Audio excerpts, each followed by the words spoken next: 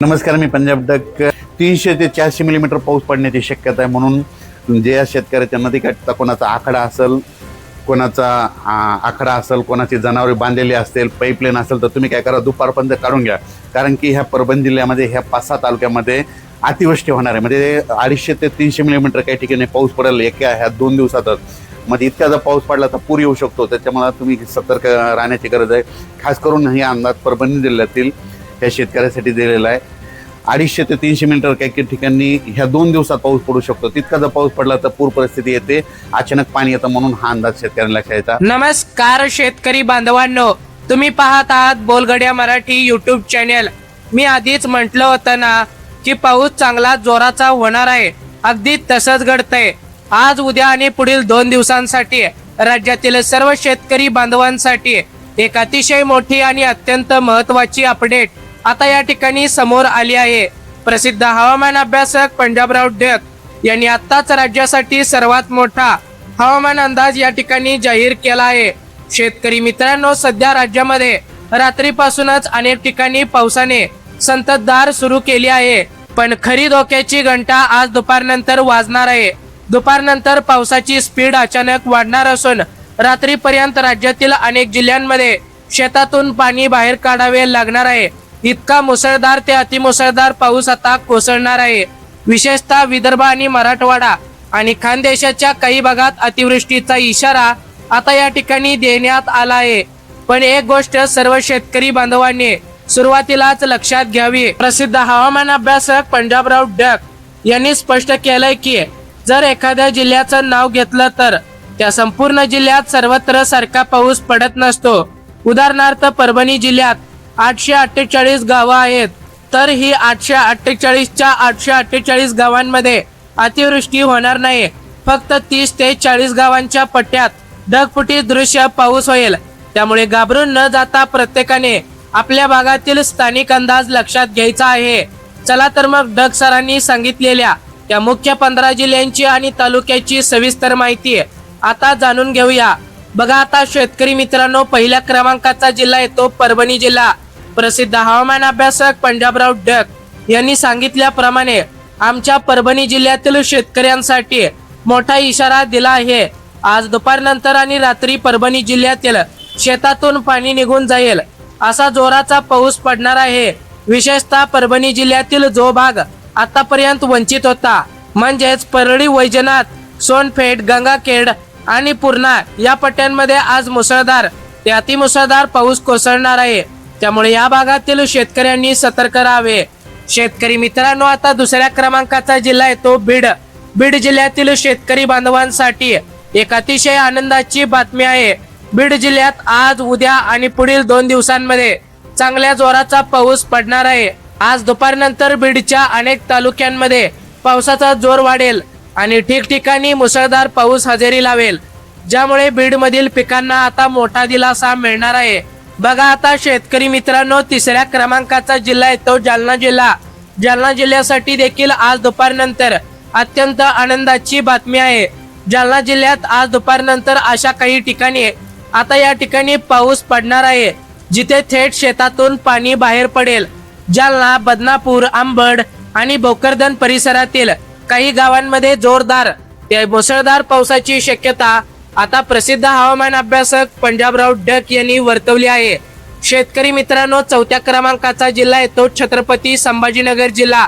छत्रपती संभाजीनगर आणि आसपासच्या परिसरात आज आणि उद्या जोरदार पावसाची शक्यता आहे.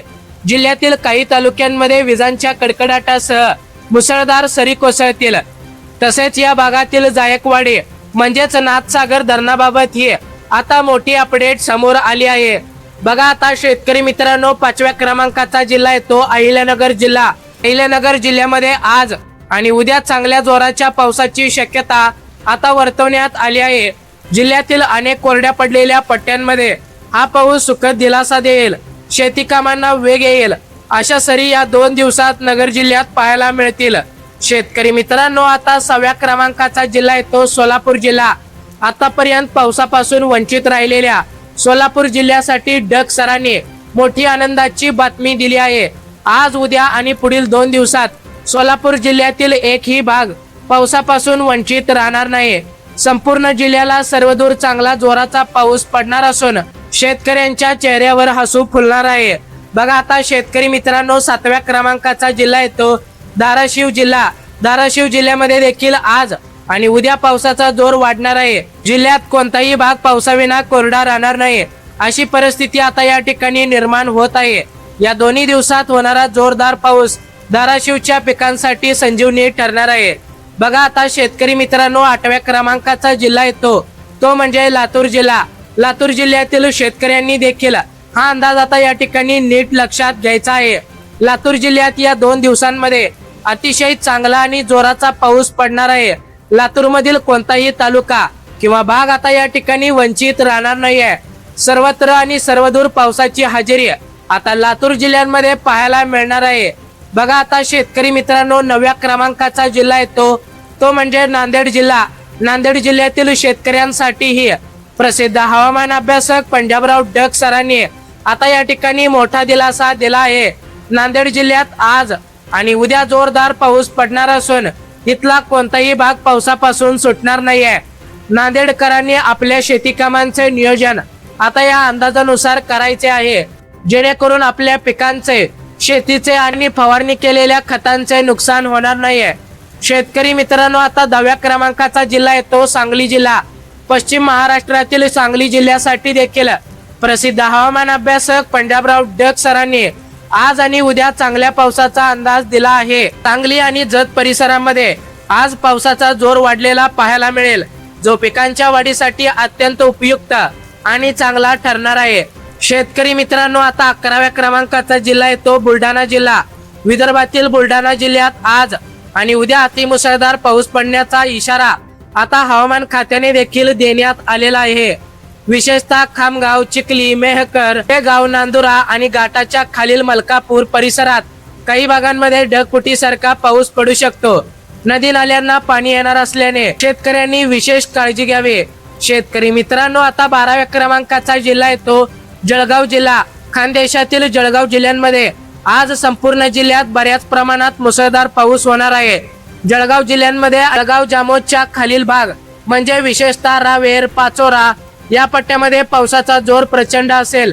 नदीकाठी ज्यांचे आखाडे किंवा शेती आहेत त्यांनी आज दुपारपर्यंत आपली गुरेढोरे आणि पाईपलाईन सुरक्षित ठिकाणी हलवून घ्यावे, कारण वड्या नाल्यांना अचानक मोठा पूर येऊ शकतो।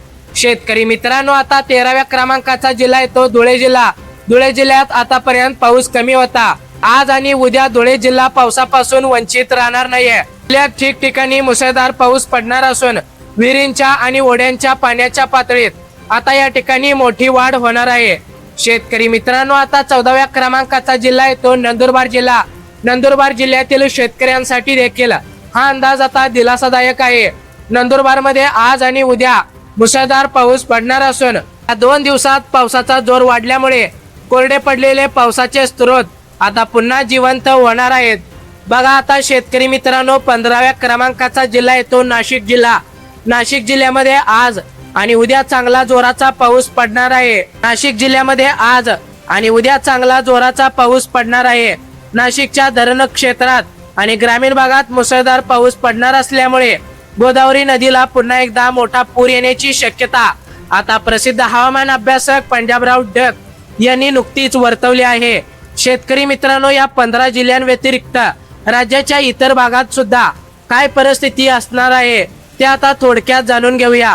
मुंबई आणि संपूर्ण कोकण किनारपट्टीमध्ये पावसाची संततधार सारखी चालूच राहणार आहे। तसेच महाबळेश्वर आणि घाटमाथ्यावरही नेहमीसारखा मुसळधार पाऊस सुरूच राहील। पुणे परिसरात आज पावसाचा जोर वाढणार असून कोल्हापूरसह पश्चिम महाराष्ट्रात पावसाच्या सरी आता उसरीचे सत्र चालू राहील। नाथसागर धरणाची सर्वात मोठी अपडेट बघायला गेलं तर पैठणच्या नाथसागर म्हणजे जायकवाडी धरणाबाबत पंजाबराव डक यांनी मोठी माहिती दिली आहे। धरण क्षेत्रात आणि वरच्या भागात सलग पाऊस होत असल्यामुळे धरणात पाण्याची आवक वेगाने सुरू आहे।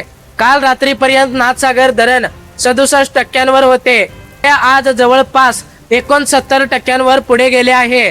जर धरण क्षेत्रात अशीच 20 ते 25 हजार क्युसेक्सने पाण्याची आवक सुरू राहिली तर पुढील काही दिवसात साधारणपणे म्हणजेच येत्या 10 ऑगस्ट पर्यंत नाथसागर धरण 75 ते 80% पुढे जाईल असा ठाम अंदाज आता पंजाबराव डक यांनी वर्तवला आहे.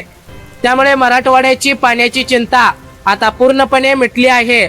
आता आनंदाची बातमी बघायला गेलं तर आता बोलूयात त्या महत्वाच्या प्रश्नावर जो अनेक शेतकऱ्यांनी फोन आणि टेक्स्ट मेसेज करून डक सरांना विचारला होता की हा सततचा पाऊस कधी कमी होणार. तर विशेषतः डाळिंब उत्पादक शेतकरी आणि इतर फळबागा उत्पादकांसाठी एक अतिशय आनंदाची बातमी आहे. उद्यानंतर म्हणजेच पुढील 2 ते 3 दिवसात 1 आणि 2 ऑगस्ट दरम्यान राज्यामध्ये पावसाचा जोर कमी होईल आणि बऱ्याच दिवसानंतर सूर्यदर्शन बघायला मिळणार आहे.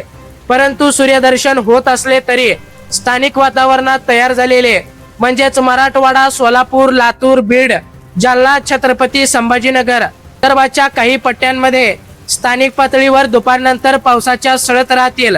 हा स्थानिक पावसाचा मुक्काम पुढील 4 दिवसांपर्यंत म्हणजे 4 ऑगस्ट पर्यंत राहील. दुष्काळाची चिंता आता मिटली आहे. पुढील अंदाज बघायला गेलं तर प्रसिद्ध हवामान अभ्यासक पंजाबराव डक सरांनी सर्व शेतकऱ्यांना आश्वासन केले आहे की यावर्षी राज्यात कुठेही दुष्काळ वगैरे काही पडणार नाही. हा पाऊस संपल्यानंतर पुढील काळात म्हणजेच 15 ते 30 ऑगस्टच्या दरम्यान राज्यामध्ये पुन्हा एकदा असाच एक खूप मोठा पाऊस धडकणार आहे. त्यानंतर सप्टेंबर महिन्यात ही 2 ते 3 मोठे पाऊस राज्याला जोडपून काढतील. त्यामुळे यावर्षी भरपूर पाऊस आहे आणि हिवाळ्याची वाट पाहणाऱ्यांसाठी प्रसिद्ध हवामान अभ्यासक पंजाबराव डक यांनी थेट तारीखच सांगितली आहे. 13 नोव्हेंबरला राज्यामध्ये कडक थंडीची सुरुवात होणार आहे. शेतकरी बांधवांनो, हा होता पंजाबराव डक सरांचा आजचा अतिशय सविस्तर हवामान अंदाज. वातावरणात या व्यतिरिक्त कोणताही अचानक बदल झाला तर या बोलगड्या मराठी या चॅनेलवरती सर्वात आधी सर्वात सविस्तर हवामान अंदाज तुम्हाला लवकरात लवकर आणि वेळेत दररोजच्या अपडेटमध्ये पाहायला मिळणार आहे. शेतकरी मित्रांनो, ही माहिती गोळा करण्यासाठी खूप वेळ गेलेला आहे. तुम्हाला सविस्तर आणि अचूक माहिती देण्यासाठी खूप मोठा व्हिडिओ बनवला नाही, तर थोडक्यात आणि अचूक माहिती या व्हिडिओमध्ये तुम्हाला सांगण्यात आलेली आहे. अशाच हवामान अंदाजासाठी आपल्या बोलगड्यावरील आजचा हा हवामान अंदाज इतर शेतकरी बांधवांना देखील तुमच्या गावातील सर्व शेतकरी बांधवांना गावातील व्हॉट्सअप ग्रुपवर सर्व नागरिकांना आताच हा व्हिडिओ शेअर करा, जेणेकरून इतर शेतकरी बांधवांचे देखील नुकसान जे होणार आहे ते पिकांचे नुकसान आता होणार नाही. सर्व शेतकरी सावध राहतील, आपल्या गुराढोरांची काळजी घेतील आणि त्यांचा आशीर्वाद तुम्हाला लागेल, कारण तुम्ही आजचा हा हवामान अंदाज इतर शेतकरी बांधवांना पाठवला आहे. शेतकरी मित्रांनो, सावध राहा, सतर्क राहा, काळजी घ्या स्वतःची आणि स्वतःच्या कुटुंबाची. भेटूया पुन्हा एकदा अशाच माहितीपूर्ण व्हिडिओ सोबत. तोपर्यंत जय हिंद, जय महाराष्ट्र.